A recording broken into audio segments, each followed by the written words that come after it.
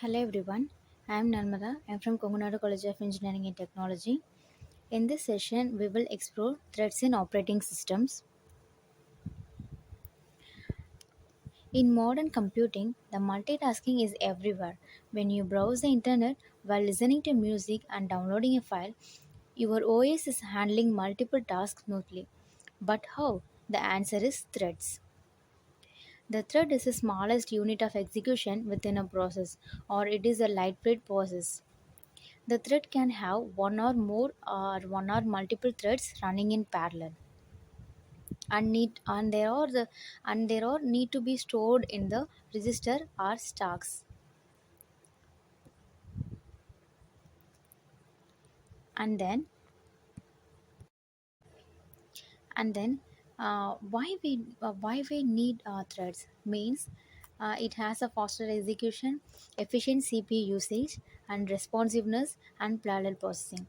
In the faster execution, the threads share resources, reducing the overhead, and in the efficient CPU usage, it utilizes CPU better by switching between tasks. And in the responsiveness, the UI remains smooth, or for example, typing while spell check runs, or in the responsiveness process. In the parallel processing, the tasks run in parallel, so it can boosting the performance in the systems. For example, if we imagine cooking a meal or cutting veggies, boiling water, and frying all happening at the same time, that is a multi-threading. And the thread had some components. They are stack space, register set, and program counter. In this slide, we will explore the detail of the components of thread. There are thread ID, program counter, register, and then stack and heap. In the thread ID, the unique identifier assigned to each thread within the process. For this ID usages, the threads can be easily identified. And the program counter, it keeps a track of the current instruction being executed by the thread. And in the registration, it is stored temporary data or counters or address and need for thread executions. And then the stack, it maintain local variable, function call, and return addresses for the thread. And each thread has its own stack also. In him, it is shared with the other threads. For example, a memory area where dynamically allocated variable are stored. And we know about the thread lifecycle. It has some steps are creation, running, blocked or waiting, and terminations. In this slide, I have the diagrammatic for this one, the life cycle diagram. And these are start and it ready and in state of running, and the last is terminating. Between the ready and running, the waiting state is happened in the life cycle of the thread. And then we have some type of threads in OS. There are user level thread and kernel level thread. In this, the user level threads, it is easily managed, or it is easily managed by the application, not the operating systems. A kernel is unaware of their existence and faster content switching compared to kernel level threads.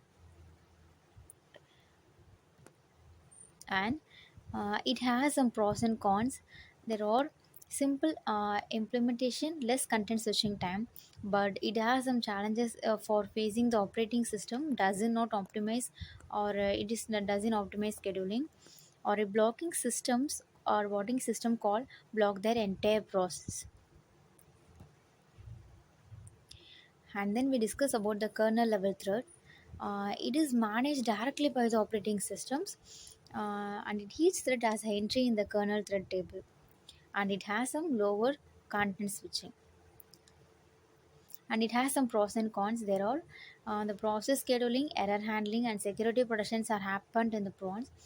And the challenges are need to be the complex development, compatibility issue, and difficult debuggings. And we have the comparison between the process and the thread. And the process is a main program, and the thread is simply like the small task within a program. And what is multi-threading? Here it is very important in this one threading process, because the thread can be managed in three ways. In this multi-threading model, uh, the threads can be handled by three models. Uh, in this, the multi-thread in one process to engage performance, and it is used in browsers and MS Words. And then we have the single versus multi-threaded process. The single process, the single thread provide one task at a time, but a multiple thread, multiple tasks, it will be run concurrently or simultaneously in a time. So it can be represented in the given slide.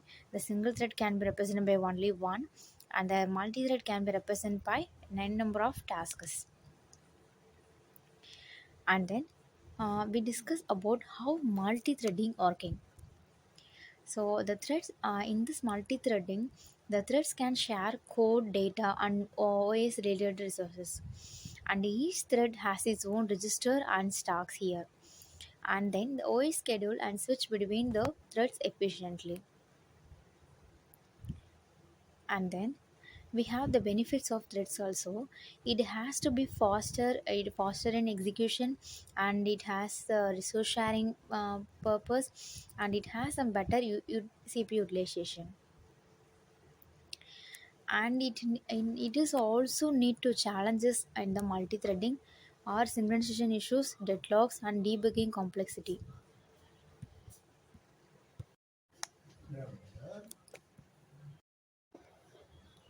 And then the threads are used everywhere in real life. There are web browsers, gaming, video editing, and servers and other processes. In the web browsers, each tabs run as a thread, and in the gaming, AI graphics and audio run in parallel, and in the video editing, rendering and playback happens spontaneously, and in the server, it handles multiple clients requests at once. So without thread, the modern computing wouldn't be this fast and responsive.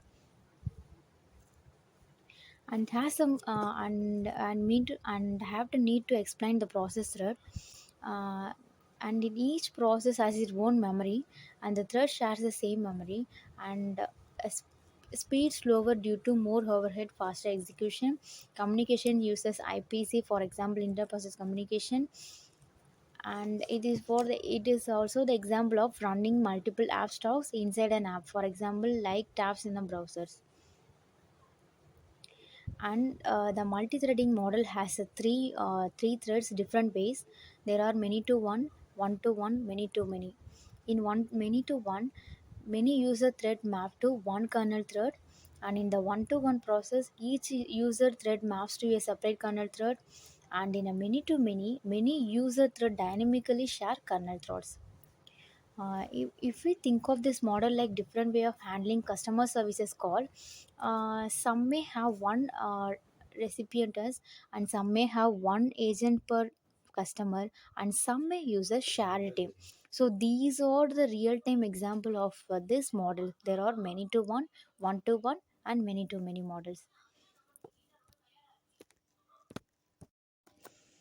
As we touched in the conclusion part, the threads improve system efficient by enabling parallel executions, and the type help process run faster and more efficiently, and the multi-threading improve performance, responsiveness, and resource sharing.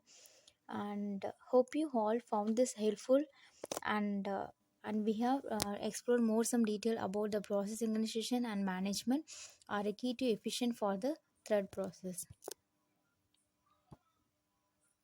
Thank you for all to listening to my lecture. Thank you.